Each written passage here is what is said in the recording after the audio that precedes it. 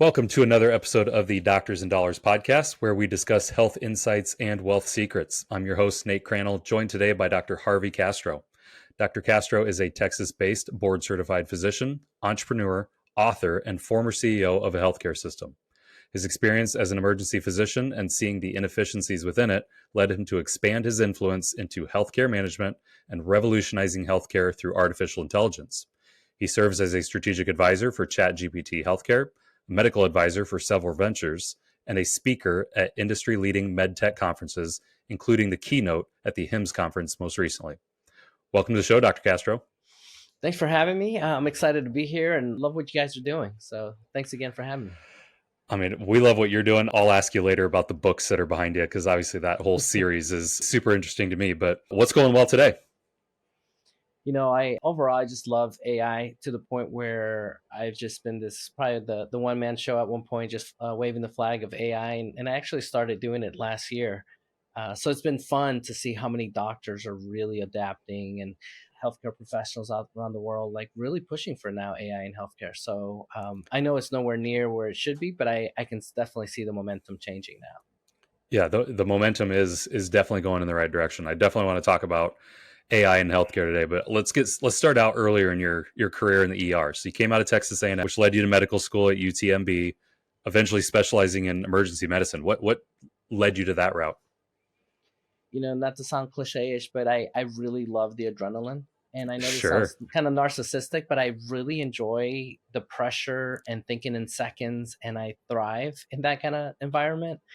And I thought, man, my skill set's probably best in the emergency room. If there's a lot of stress and a lot of things going on, but I can stay calm and think quickly, then I will be an asset instead of, freaking out or not showing that leadership. And so I was just drawn to emergency medicine. The other part is I felt like no day is the same. Every single day is different. You don't know what's coming through those doors. And then just kind of thinking hard about the differential diagnosis, all the things that it could possibly be.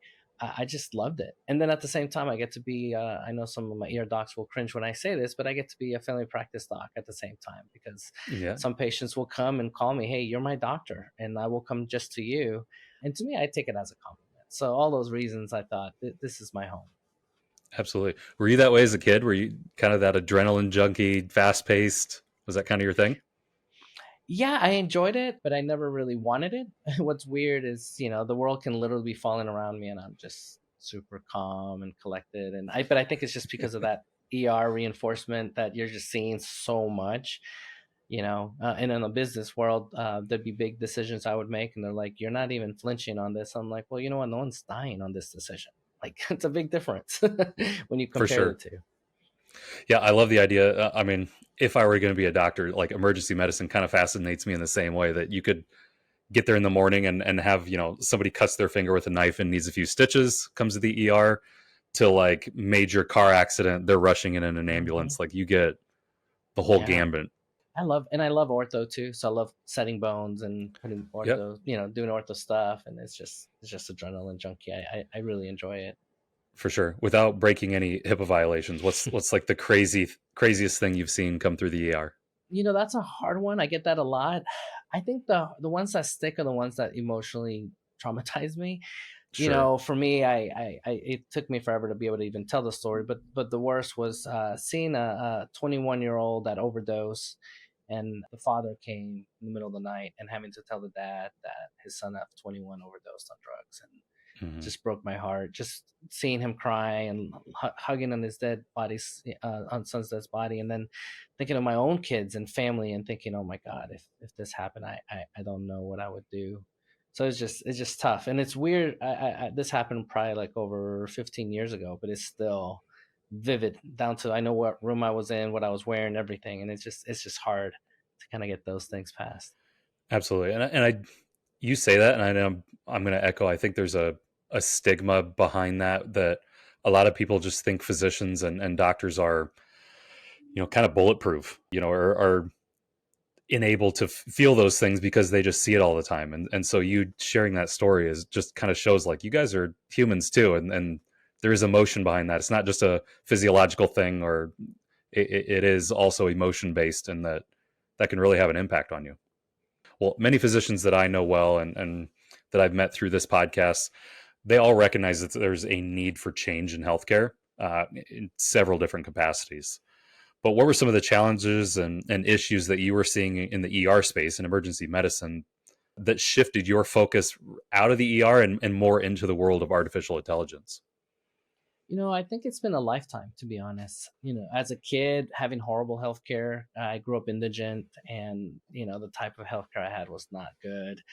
As a provider, seeing the different hospital systems that I was working at, and being called into the principal's office and say, "Hey, doc, you're ordering too many CAT scans," or "Hey, you're spending too much time with your patients." I thought, this is kind of backwards. I'm here to help, but then I'm being told that I need to hurry up. Not that I was slower than the average. That was the part that made me laugh. I'm like, I was Hmm. actually above average, but they wanted me to see more patients quicker. And then the part that really AI really just kind of opened my eyes and got me out more into that world is, as an ER doctor, I can tell you, I used to work right by the international airport in Dallas, and every single patient that was ever sick on an airplane that landed in DFW would come straight to our hospital. And Mm. as a result, I would take care of people from all over the world. And so with I thought, man, how nice would be to use AI to help me translate and not just translate, help me use their custom examples. Like I'm in Dallas, Texas, and if I use an example of, football is big here in Texas to someone in Europe, they'll look at me and be like, football, you mean soccer, just so many things that are different. And as I might start explaining the pathophysiology of their disease, if I start using US politics and they look at me like, I have no idea how that relates to my health.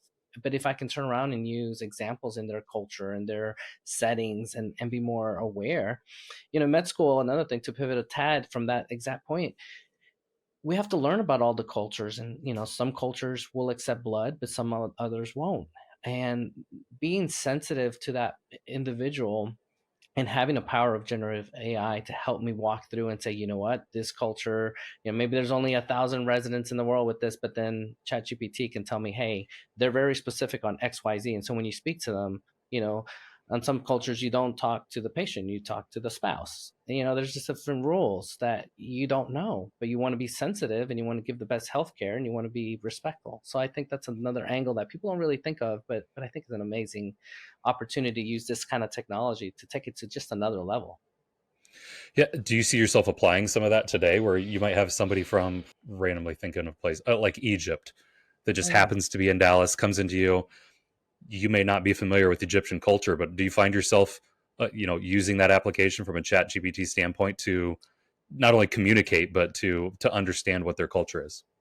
Yeah, no, I do. Depending on what the issue is, especially if it's going to intersect with health, if I don't have time, I can't. But if I'm going to start using certain examples and I know they're not going to understand, then to be honest, it's a waste of their time. Because if I say, hey, it's like whatever here in football in the United States, they'll look at me like I don't get that analogy. But if I use theirs, the other Yeah. part is that we haven't really talked about is the age. If I talk to a child from Egypt and I use ChatGPT to help me create coloring book of the key concepts of healthcare. So let's pretend this kid has asthma, they don't speak English, but I need to tell them, hey, this is how you use the inhaler. Hey, if you start having issues, you need to tell an adult. All these concepts that are hard to translate, I literally can put them on a coloring book, create all the images, and then hand it to the child. And the child will understand that, oh, wait, I see the asthma. I see the kid running now has asthma attack. I see that then when they wear the mask, they're having to make sure they fit it correct.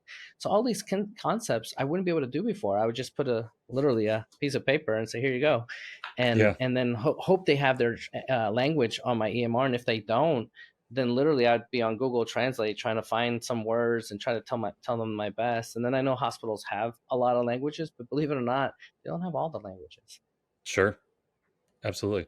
What in that scenario with the kid with asthma from Egypt, language barrier, what are the AI platforms that you would use in that scenario? Now with the advent, I'm a little biased right now to ChatGPT, but I'm going to Sure. keep going with that. But obviously, there's other AIs out there. With that said, ChatGPT just came out in early November with something called Your Own GPTs, and they have their own customized coloring book.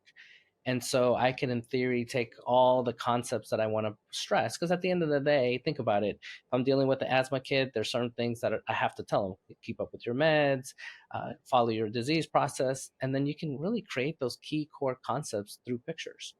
And so that's a simple, easy way that I can do it.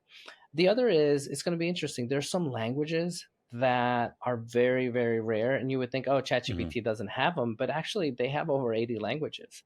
And so that alone is just such a nice way. And then the other parts of this is, as a doctor, I try my best to explain to my patients as much as possible. But doctors sometimes don't look at their patients in the sense that they may be looking down at their keyboard, which is another reason we should talk about AI. But my point is this: if I'm not paying attention and I tell you something, you may look at me and say, "Ooh," and cringe because you don't know what I just said. Hmm. And I may be looking away and not catch that, and then verbally tell you, "Hey, did you understand?" And some patients are intimidated, and 9 out of 10 times they'll say, "No, no, doc, I got it." And then when Hmm. I tell them, "No, no, let you tell me what I just said, and let's kind of walk through it," they're like, I didn't understand. I didn't get it. And so my point is this: I'm telling my docs and colleagues, why not use ChatGPT to help me? Our brain is so focused on, I got to make the diagnosis, I got to get it right. But the other part of this is, did I explain it right? Did I really break it down? Not every person understands medicine. Not every person has a big background like we do. So our job as an expert is to make sure that we bring it to the point where they understand. And I feel like if patients aren't saying anything and doctors are too busy, then they get this discharge instruction that they don't even read or see or understand it, and then it's useless. So I think the Yeah. best use here is, let's use AI and let's really break it down. And AI does a really good job of breaking down stuff and explaining it. And here's the beauty. They say that the average person, if you could break it down to a sixth grade level, most people will understand it. But what if you're explaining at a 12th grade level? There's a lot of people that won't understand. And so Hmm. to me, the art of medicine is not just teaching and diagnosing it, but is to really understand it. So if you can teach it to a child, then you're doing a darn good job. For sure. That's wild that you said that because my business partner and I were just talking about that the other day because we're obviously on the financial side of things and finances can get very complex. And as we work with Yeah. physicians, we have to do the same thing. All these complex tax strategies and tax loss harvesting and estate planning, all these different complexities. How do we simplify it down for a doctor? Because most physicians don't have the financial literacy that we would have because their expertise is in medicine. And so we have to bring it down to, like you said, a sixth grade level to explain it in that way.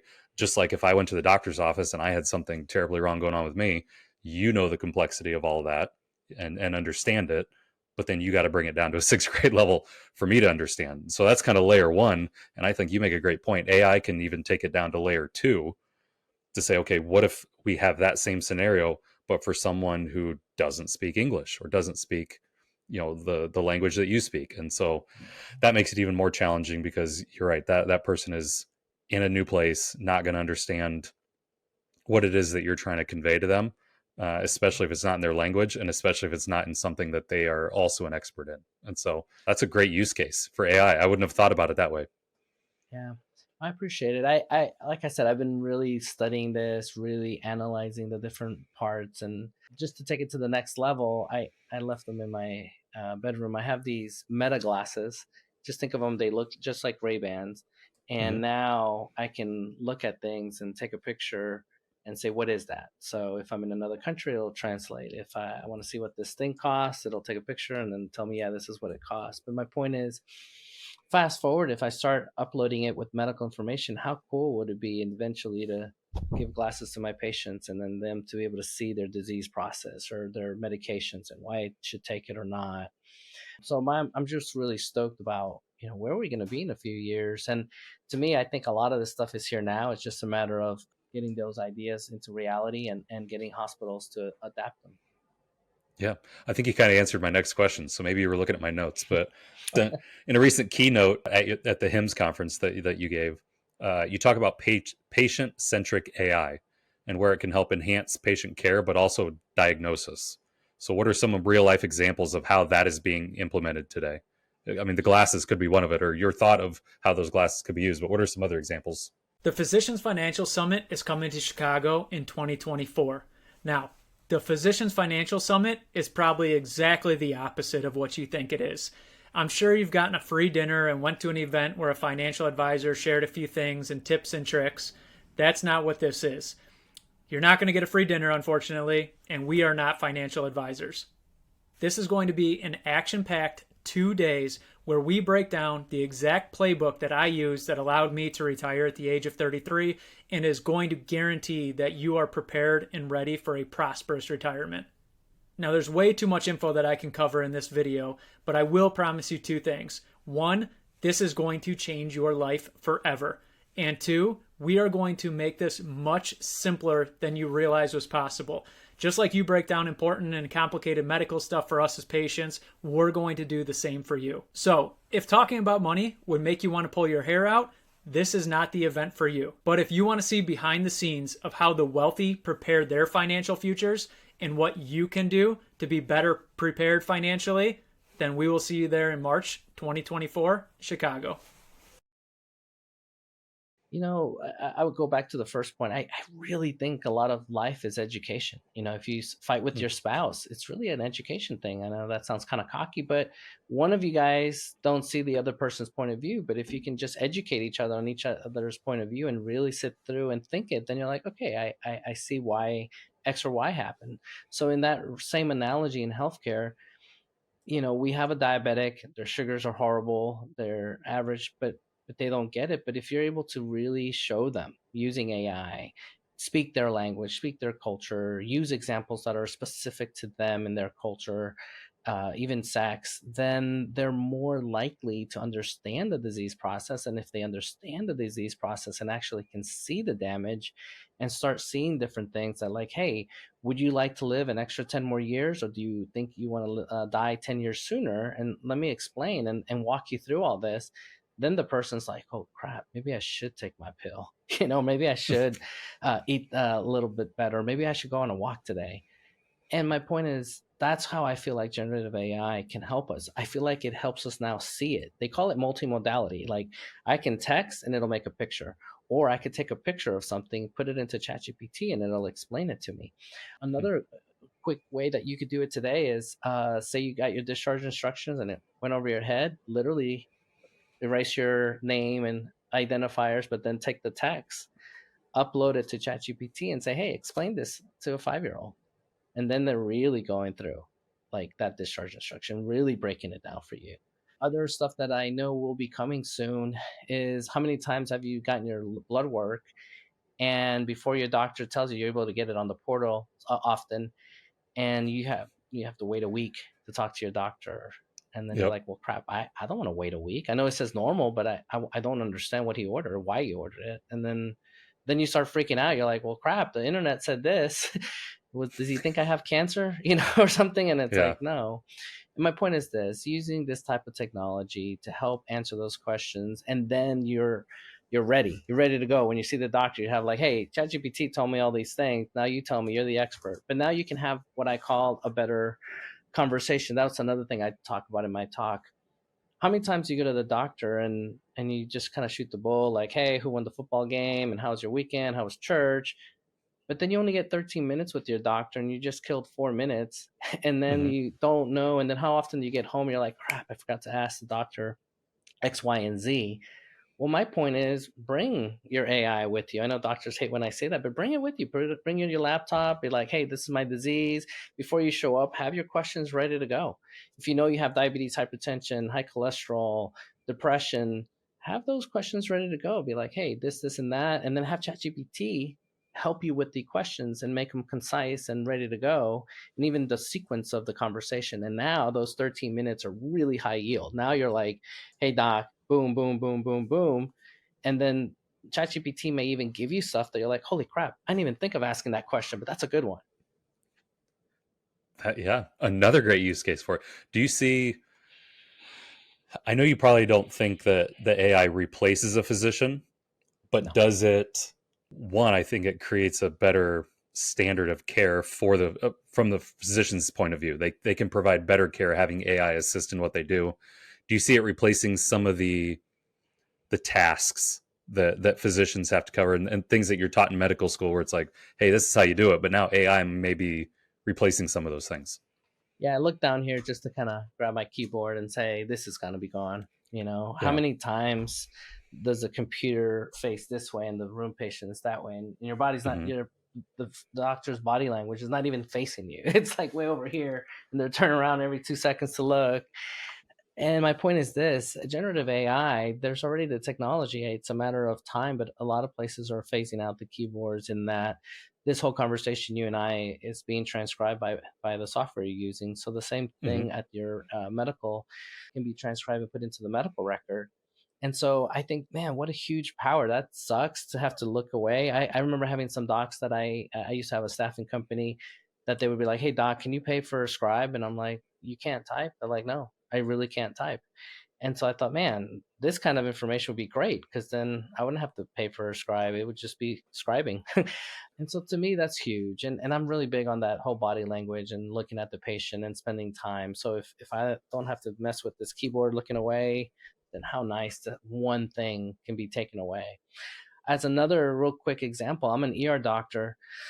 As much as I want to say at 2 in the morning I'm ready to go, there's days at 2 in the morning I'm not ready to go. I'm exhausted, and so as a Mm-hmm. human being, to no error of myself, I try to sleep, rest, all that stuff, but I'm still human. At some point, I'm gonna be done, and it's really tough. I give it my all. I drink a bunch of caffeine, but if I'm not 100% there, if I'm 99% there, there's still that 1%. So my argument is, if on those times, why not take some of that patient history and say, okay, patient came in with this. This was the X-ray. Obviously, I'm going to be careful with HIPAA and not put any HIPAA sensitive information. But then say, hey, these are the thoughts I have, and for the AI to say, hey, did you consider this, this, and this, and me to look and be like, yeah, that looks good. Or if there was something on the list, I'm like, oh crap, I didn't even think of that one. That's right, I'm tired. Let me go back in the room. Let me knock that one out real quick to make sure. That could save a life. That would be powerful. I mean, that is to even think you going through that situation at 2 a.m. and all of a sudden experience like, wow, I did not even think of that. And to have the visualization of like, it's because I'm tired. Like I thought of X, Y, and Z, but what about A and B? Like I completely missed that. So yeah, that's a great use case. Do you see, that makes me think, what ethical challenges do you foresee with AI in healthcare? Is there any point where healthcare kind of steps over the line a little bit? This is where I get a little hate from doctors because they're like, no way, AI is never better than me. And I'm like, dude, you're a human. Not Mm-hmm. that you're not smart. You have a high IQ, you study, you got the years of Gestalt. I'm just saying that there's a machine aspect that is not going to get tired. That's not going to like go wrong. But you, as a human being and your expertise, I always say it's doctor plus AI is better than just AI alone or doctor alone. And so it's just learning how to use those tools. The problem is this information or technology is exponential, and our hospital systems grow at a logarithmic rate. And then the bigger the gap becomes, the bigger the issue.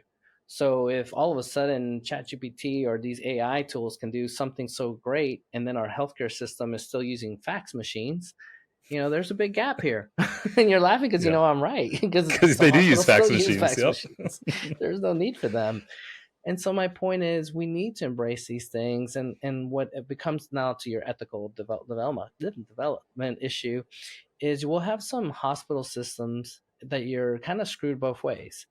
The doctor is sued for not using AI, and then there'll be other instances that the doctor will be sued for using AI. And so at the end of the day, I tell docs, no matter what happens, it's your license, it's your call. And so the way I see it is AI to me is just like another stethoscope. In medical school, we're taught to always question the data. So if I look at a lab report and I look at the patient, I'm like, you know what? This lab really doesn't, if this lab is correct, this patient would be dead to go to an extreme. So you look Sure. at the lab and you're like, let's repeat this blood work. Same thing with AI. Use it, look at it. But if it's really off or if you don't know, then obviously look it up again. But just use it as another tool. Sometimes you call BS on it. Sometimes you're like, oh no, this is good. But at the end of the day, be a doctor. Be that person at the top that trumps the AI. And that's where I think using it combined, using how these tools that are better than you and then plus you Now you can really do some fun stuff with your patients and really help. A lot of people don't know this, but according to Scientific America, an article that came out April this year, the average IQ of ChatGPT is 155. To put it in perspective, humans are between 90 and 100, somewhere in there.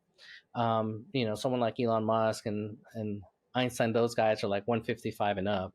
But no, there's I think only one human that's ever hit like 220 or something like that, like up that high. But my Sure. point is, if I have someone IQ in front of me that helps me, why not use them?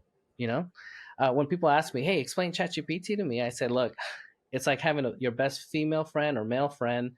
You can call 24/7, no matter what. They will always give you an answer. The problem is your friend's got a little pride. Will always give you an answer, even if it's right or wrong, but we'll always give it to you, and that's ChatGPT. And then that's you to figure out, was that right or wrong? Yep. And how to use it, and the best way Yeah, to use it. And I mean, it sounds crazy to say it, but you almost have to trust it. You have to trust artificial intelligence to be doing the right thing, or doing what you are asking it to do.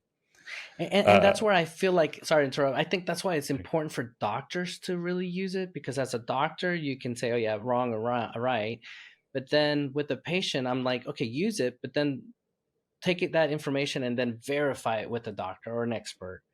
I'm not saying just use it and then it says you have X disease, go to the pharmacy or go get some drugs for that. No, don't do that. Use that information with a grain of salt and then go to your provider and say, "Hey, yeah, I agree with that or not, and why." But then now you're yep, able to spark that a conversation. for sure. I think it just speeds up the process in the sense of, the old school way of practicing is doctor has all this training, trusts themselves, know that they are Mhm. doing what's best for the patient. They see a diagnosis. If they're not sure, you guys go to like PubMed, or you ask a colleague that maybe has more experience than you, and then you come up with a solution from that standpoint. A lot of physicians, I think, might not trust AI to say like, well, I mean, I've been a physician for 25 years. AI just came out a couple years ago. Like, there's no way that it could know more than I do. I have way more experience. Like, well, my understanding of AI is it's kind of combining everything from the internet of everybody's experience and can spit it out rapidly. And so you get that instantaneous feedback. Yeah, I could talk to that.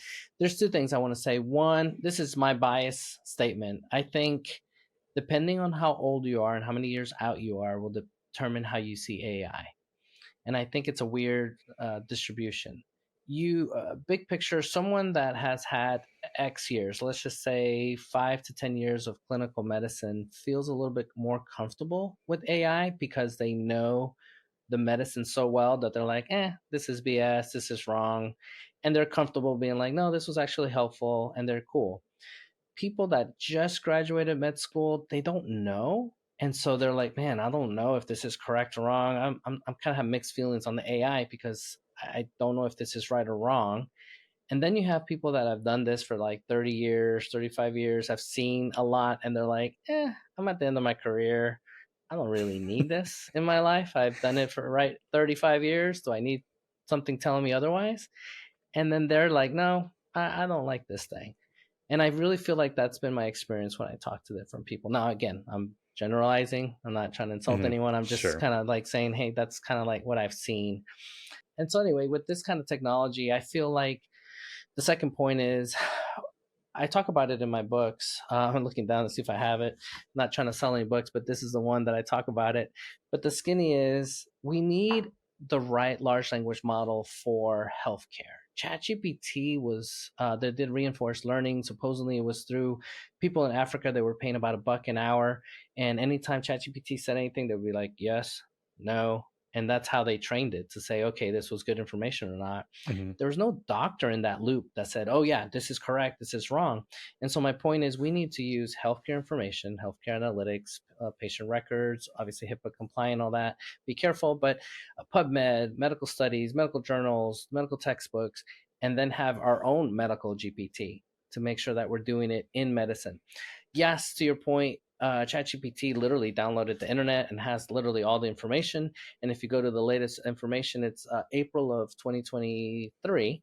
But then anything newer that it doesn't know. But my point is Sure. this: if we could have healthcare providers and professionals go through the algorithm, reinforcing it, plus using the right data, now we're going to start having less hallucination. And now we're going to have like some really strong models in healthcare.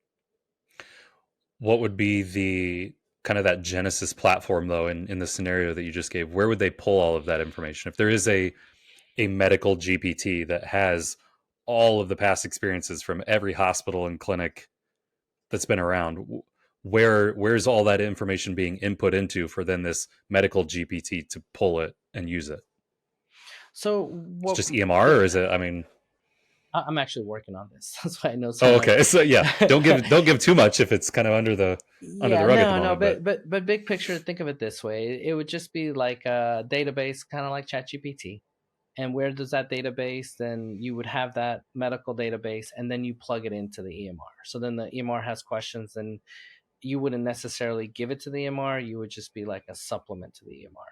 So if you're a pediatrician, then we would have a pediatric GPT. If you were a cardiologist, you'd have a cardiologist GPT, and then that would integrate into the EMR. And due to FDA rules and that, depending on how this is done, this could be seen as a medical device. And then at that point, you would need FDA approval. If you do it other parts, say you're doing education, then it wouldn't be seen as an FDA device, because it's just kind of like you reading a journal. It's just like a really steroid yeah, journal to think of. But it'd be kind of cool. I'm going to digress here a little and say I wish I was like in med school right now, because I think I could kill it. Not that I did bad in med school, I did great, but I think I could kill it in that I personally think I would learn so much faster and so much more information, because it's all about pattern recognition to how I see it. And the more years you have, the more experience you have, the more you start seeing patterns. You're like, okay, here's an outlier. It showed up like this, but this is the diagnosis. Having some AI to just walk you through all the different scenarios, and the 10 different flavors of diabetes, of how it could possibly show up. I said 10, there's more. yeah. But anyway, so I just wanted to say that. Yeah, that's a good thought because I mean, in medical school, they might, again, never been, but they might, from a diabetes standpoint, they might kind of teach you the overarching thing and maybe some of those two or three specifics. But if there's a Yeah, database, that's holding every single scenario of diabetes that's ever happened in the medical world, and then you get patient Bob Smith that comes in with diabetes and it's doesn't quite yeah, feel right, you could take his EMR information, associate it with this database, and then it kicks out a hey, for Bob Smith, here's what we've recognized, yeah. and it gives you a lot more exact answer, I guess is the way to say it.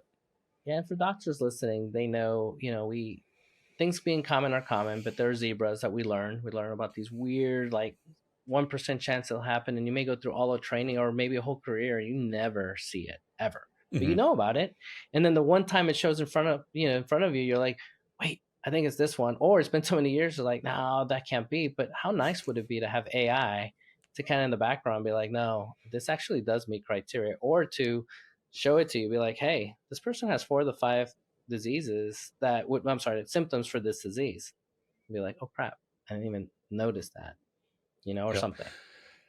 Do you see? And I'm kind of going back to the ethical part from a little bit ago, but do you see a future where if a patient knows that the doctor has used AI in some way as a form of diagnosing or treating whatever it is that they have, and it doesn't go as planned, or if they get misdiagnosed or mistreated, uh, do you see a way that the doctor then is liable, and that onus falls on them versus the doctor simply saying, hey, I ran all these scenarios, I had my thoughts, I used AI kind of went with me, and then Yeah, no, not the doctor blaming AI, but where the patient could say, don't lean on AI, doctor, this was all you, and then there's some malpractice in that sense. yeah, I'll go over 2 scenarios. One is exactly what you said. At the end of the day, it all boils down to the doctor. Like the doctor, just like he or she ordered a CAT scan and it gave the wrong results, or the resolution of the CAT scan wasn't that good and it missed a nodule and ended up being cancer, it's still on the doctor. No doctor could ever say, "Oh, it was ChatGPT's fault for messing up," because at the end of the day, ChatGPT doesn't have an MD or DO. It's the doctor that has that license. Now, with that said, it's going to be interesting because patients that start seeing, with the consent of the patient, that their doctors are using AI, and if it makes a mistake, it kind of screws the doctor both ways, because damn if they do, damn if they don't. And then at the same time, if the AI says, oh, you should consider XYZ, and then you never consider those diseases, and don't document it. But the AI told you, hey, you should look at XY, and you literally is like, ah, screw it, I'm not going to even document that one. But then it's on there, and it ends up being the case. Then the doctor's screwed because Mm-hmm. he or she didn't address it. The simple example for doctors out there listening is the radiologist. As an ER doctor, radiologists to cover their butt will say, this could be cancerous, could be this, could be that. And so then it puts it back on me to say, okay, crap, let me add XYZ, let me let me address it, or let me make sure that there's going to be a repeat CAT scan, let me tell the patient, let me document it. Same thing with AI. These things are going to come out. Now, the other opposite side of this that I want to talk about is I have some ER doc friends at a hospital that I'm a little jealous, but the skinny is this: anybody that comes in with stroke like symptoms, the CAT scan is able to evaluate the CAT scan for stroke like symptoms, and then sends the doctor a text before the human being has read the CAT scan to say, yeah, this person's got a stroke.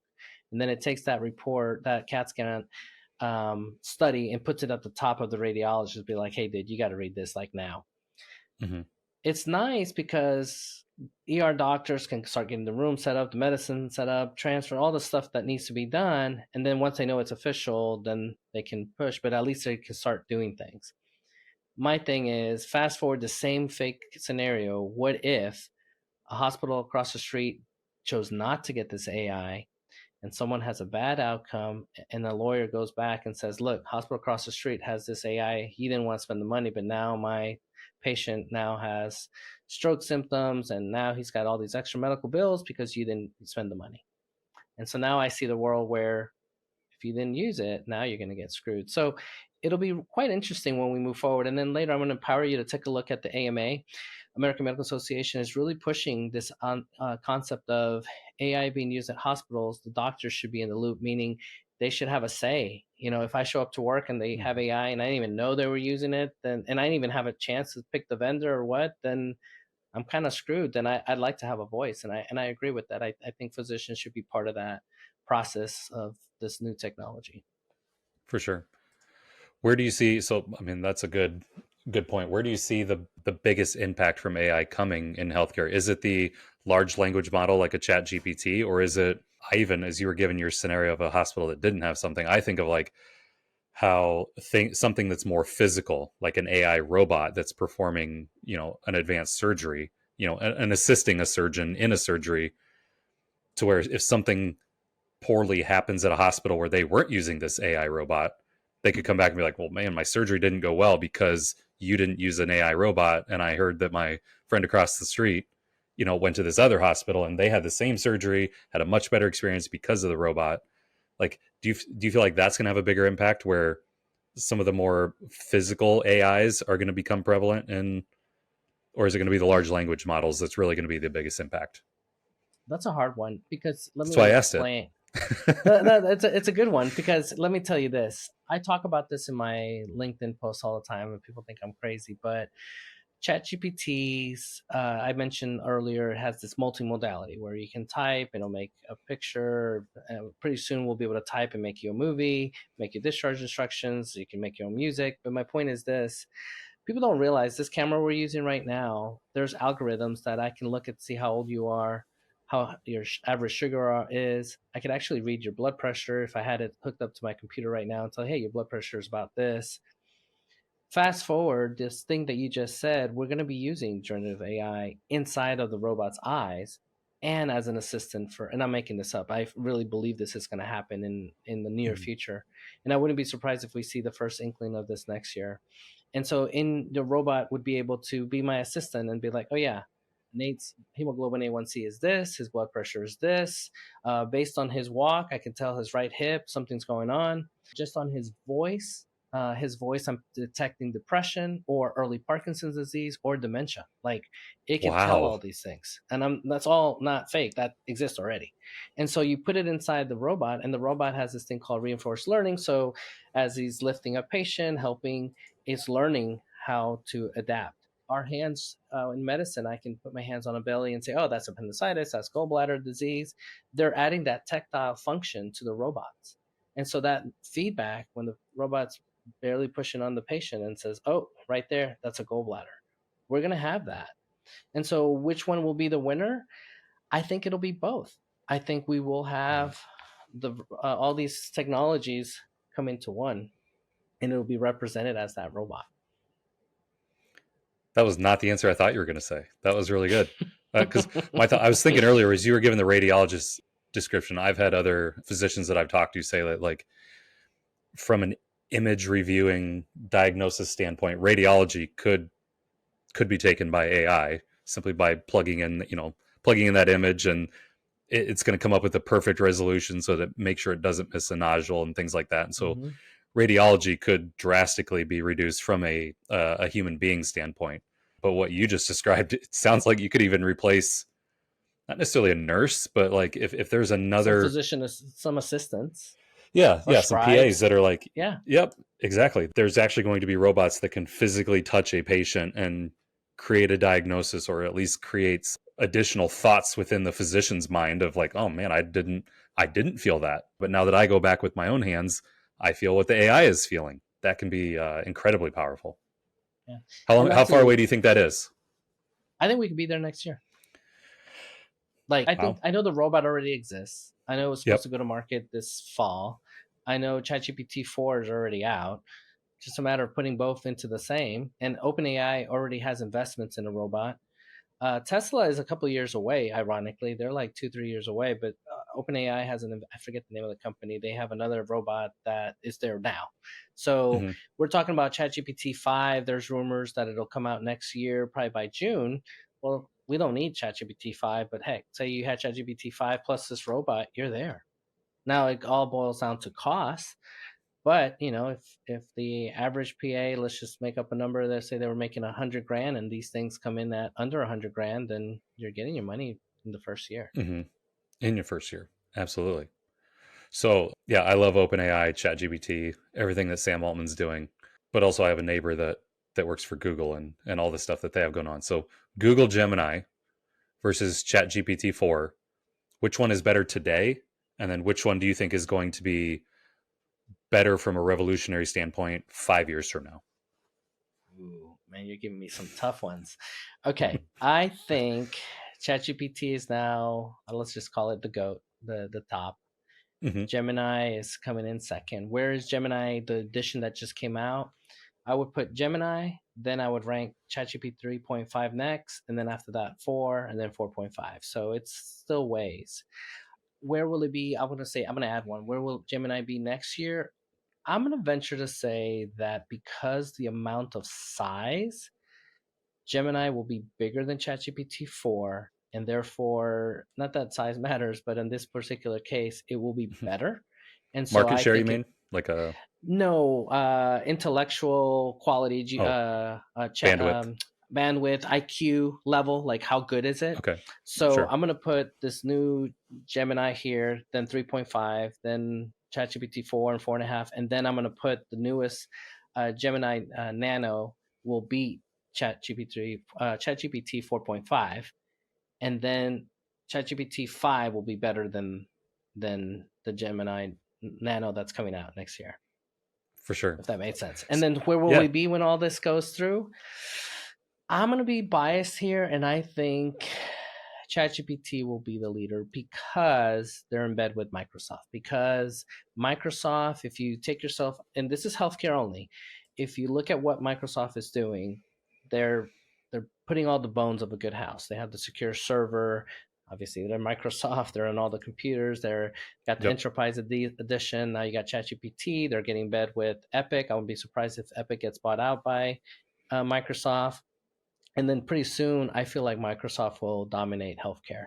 And I think they'll do so well at this that Google will have a hard time. Now, will they get a market share? Yeah. But I think it's going to be, if I had to take a guess, like 60-40 split, where Microsoft owns 60% of all hospital systems using Microsoft products, including ChatGPT. Yeah, that answer doesn't surprise me too. I mean, I'd probably go in the same realm that you just did.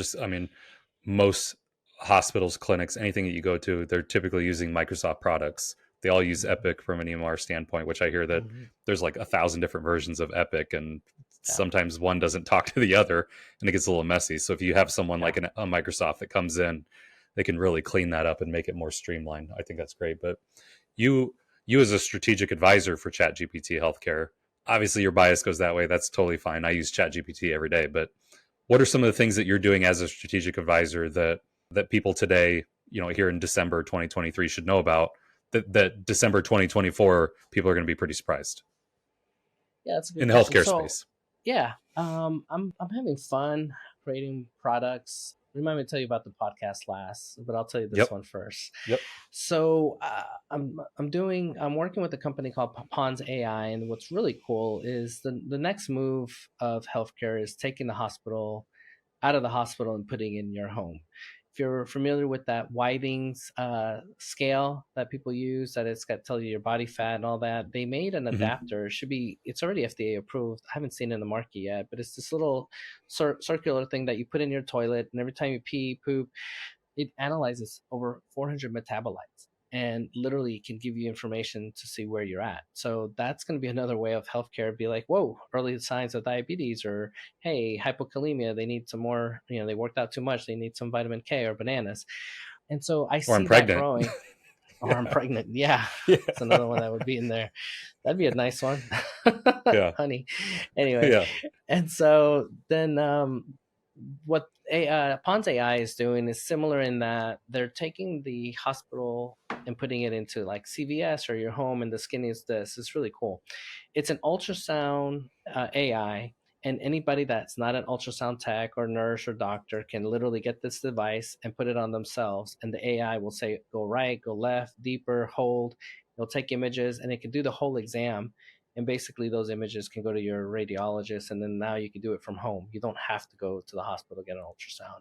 You literally, Wow. the goal is to put this at CVS, and you just go to CVS, the minute clinic, you do your own ultrasound, you're in, it uploads, and by the time you're home, you already got the results because it's been sent via Wi-Fi. Other cool things. I'll now go into my thing. I'm working on some creating my own large language model platforms so that I can help hospital systems, small clinics, and basically kind of all the stuff we're doing. But I basically helping them with creating models that won't have all this hallucination. So that's one of the things. But the thing I want to chat about is this fun podcast, because we're on a podcast, and I want to hear what Yeah. your thoughts are. So my business and partner and I created this cool thing back in March. I cloned my voice. We cloned his voice. I take any article on AI healthcare, anything, and I put it into ChatGPT. We made our own software, and it basically, but I'm just kind of simplifying it for you to understand. And it Mm-hmm. takes that article, it makes a fake conversation. So let's pretend you're my business partner, and it fakes the whole conversation. Then I look at the transcript, and I'm like, oh, I don't like me saying this or that, but I never said it. And then I take it 99.9 of the time, it's perfect because we have all these prompts that make sure that it's perfect. Then it takes my voice, your voice, and it clones it. And now it puts that voice with that text. And then it spits out the MP3 file. It spits out an AI image of this conversation, all the high points, and makes an image. And then it makes a transcript of the entire conversation because it's what it used. And then it also makes a social media post, and it does all that in under 5 minutes. Yeah, my mind is blown. I'm just trying to think how, and you only had to do that one time as far as the voice cloning, the imagery, Yeah, no, and then it just comes down to, hey, write us. the cloning was once, and then the rest it just does every time. So like if we're doing today, we're talking about Bill Gates, it'll do a picture of Bill Gates. If tomorrow we're talking about you and me interviewing, then it'll do healthcare. It'll show a hospital, but it's really good image. It's Dolly 3 that, and it creates some crazy images that are good. And then we upload it to Spotify, and then it's on our website. So And your then we input then. go ahead. And then sorry, I the was last just thing I want to saying, say, because I'm really excited. The other thing is yeah. one of my friends, he's an actor, and he really wanted me to clone his voice, so I cloned his voice, and then we took a generic voice, and we have 4 voices on our podcast, and all of them are AI, but they sound real. Like you would never guess. Like I should have probably sent it to you before we met, had you listen to one episode, and then talk to you. Yeah. So sorry, go I ahead. mean, no, you're good. My thought goes to like, what's the input versus the output? Like, where's the leverage for you there? If the input is simply, hey, my business partner and I want to have a conversation about a new breast cancer treatment, you just plug that into the AI. It's already going to use your cloned voices, and it will create a conversation between the two of you, imagery included, of you and your business partner talking about a breast cancer treatment, and then it can post it to the social Yeah. media.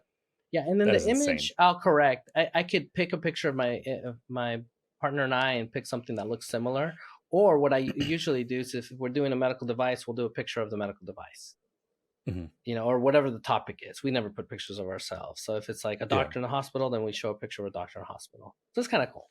It's just Yeah. different. And obviously then it's accurate medical information as well, because it's pulling it from the Yeah. ethos, right? From the internet. Okay. And Wow. here's the beauty: the human in the loop is there because I look at the transcript and I'm like, yeah, I like the way this conversation goes. But then here's the beauty: it's only taking the data from the article that I told it to read. So Mm. if I didn't like the article, then why did I put that article in there? And if I want a negative part of it, then I can say, hey, give me a negative review on this thing and use this. And then it'll convert the conversation. So instead of being positive, it'll pull out all the things why it thinks it's bad. Yeah. Which just then allows you to put out more content, allows you to, because your voice is still there. You're still looking, like you said, looking at that transcript, but it allows you to put out more information for your patients, for your colleagues, for followers of yours, Yeah. without you having to just sit on social media all day and create content on your own. Yeah. And so That's since this is that's about pretty powerful. healthcare, how can I use this in healthcare? Well, say I was a diabetic doctor, then I can put all my diabetic articles and clone my voice. Or even if I don't want to clone my voice, then use, different voices and just put it on my website. And now I'm educating my patients and I'm helping them and I'm giving them the latest and they don't have to read this thick article and I'm just kind of dissecting it out for 5 minutes and then they can go through it like, holy cow, that was cool. Yeah. And that allows you to spend more time with your patients. It's not the 13 minutes with the patient. Now it's 20 minutes with the patient because you Yeah. don't have all these other things that you need to get done. Yeah. Yeah. That's pretty incredible. Let's talk about the books behind you. Right. You have your series exploring the intersection of AI, healthcare, spirituality, entrepreneurship, and more. Tell me, this is a pretty comprehensive series. When I first looked at it, I was like, "Oh, you wrote a couple books. We'll make sure we talk about this." But this is a series. One about includes Sherlock Holmes, which I am a huge Sherlock Holmes fan. So tell me about Okay, the we'll series. have to What talk. brought that on, and tell me more about that. No, let's talk about this. So, not to go way, way back too much, but when the first iPhone came out, I was coding a patient and I told the nurse, hey, let's start this IV drip. The nurse got this big textbook. Long story short, when she got the textbook out, she was thumbing through it and gave the dose. And I was like, oh my God, this took too long. So I'm literally holding the iPhone 1 and I thought, I'm going to teach myself how to program. Fast forward, within 2 months, I had the first IV Med app and it went viral around the world, and it really well. And then fast forward, I'm playing with ChatGPT, and I thought, holy cow, this is going to change healthcare. So I wrote a book before everybody was talking about ChatGPT. And then as I'm writing the book, I'm like, holy cow, why not use ChatGPT to help me? And so all the books behind me, I did in the first 6 months of the year, January through May. And there are all these books on like how to use AI to solve crime. To your point on Sherlock Holmes, I thought, how cool would it be to teach people on AI? So I did another AI crime book. Like, if you wanted to catch Jeffrey Dahmer, how would you do it if AI existed? So then I went through all the crazy serial killers and how AI could have found them if that existed today. For Sherlock Holmes, I wanted to teach people like the basics of crime solving in AI. So I use AI to help me. And then I took it to the next level. My business partner and I have a chat bot that you can text, and it's Sherlock Holmes, and you can ask it any question about crime, and it'll walk you through the crime scene and tell you if it's right or wrong and why. And it uses AI in the background. It's kind of cool. And then I started going really crazy on like stuff that I know about aging, and I was like, well, let me just write a book on this. And then stuff that I know about ChatGPT. Then I did one in Spanish and English, and then so I kind of went a little nutty professional. I just started really writing different books on different areas. So that's all those books behind me. But also interesting that you used AI to help you write a book that's talking about AI. Yeah. Yeah, That's and what's awesome. funny is AI. Some of the questions that because people were like, "Oh, you just had ChatGPT write it." I'm like, "Well, you got to remember, the stuff I wrote about literally just came out.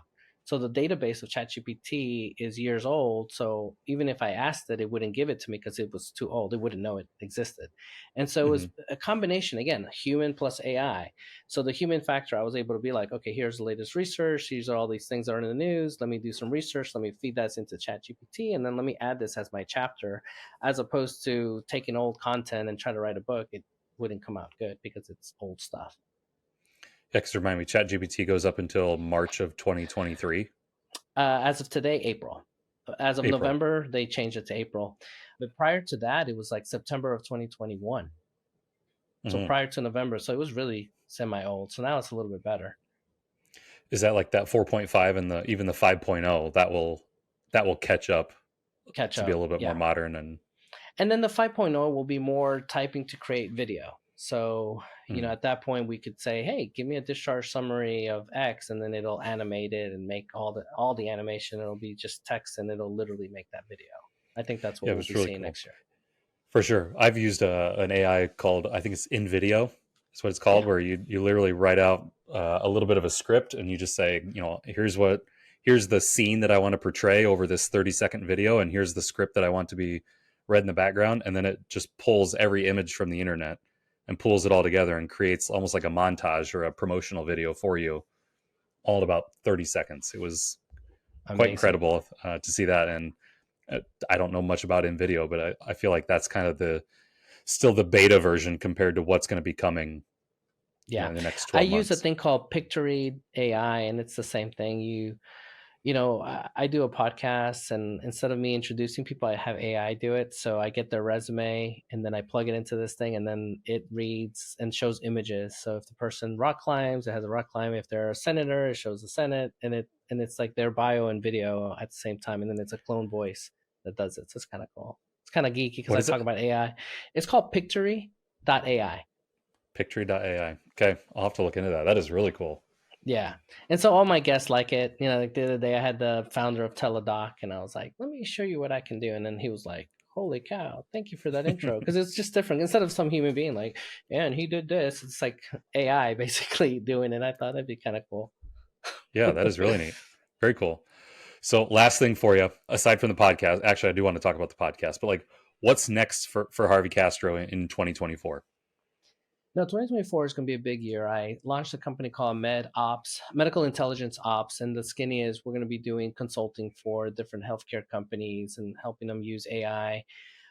My business partner and I have this prototype, and we're going to be launching it next month. But the skinny is this: it has ChatGPT 4, it has LangChain, it's got different types of models.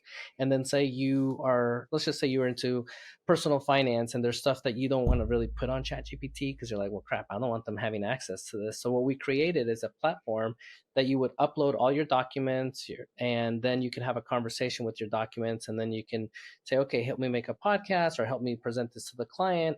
A legal world, let me give you a quick one. If you were a lawyer, we would take all your legal documents, upload them, and then say you were preparing for a case, and then ask it, hey, write me a judgment statement on, healthcare suing doctors. And then it would look through all the files and then be able to summarize them and then make it for you. So that kind of stuff is what we're doing, which is kind of crazy, but fun. Very cool. No, that is really crazy. The fun part then is the podcast. Tell me a little bit about that. Where can people find the podcast and what's it all about? Yeah, so it's called the GPT Podcast. I think by next week we'll have it as a SaaS model, so anybody can create their own podcast. And it's just literally go to Spotify and type in the GPT Podcast. And we're really focused on two things. One is entrepreneurship, and so we have some entrepreneurship classes on there, but it's just quick podcasts. And then we're really into AI and healthcare. So anything that we see in the news or XY happening, we take it, and we don't put too much geeky stuff. It's like really fun stuff that we've talked Mhm. about today. That's awesome. Well, Dr. Castro, I appreciate you coming on the show today. It's been a great conversation. You blew my mind several times with everything that you talked about, and hope to bump into you very soon. Awesome. Well, thank you for having me. It's an honor, and I can't wait to hear this episode. Awesome. Take care.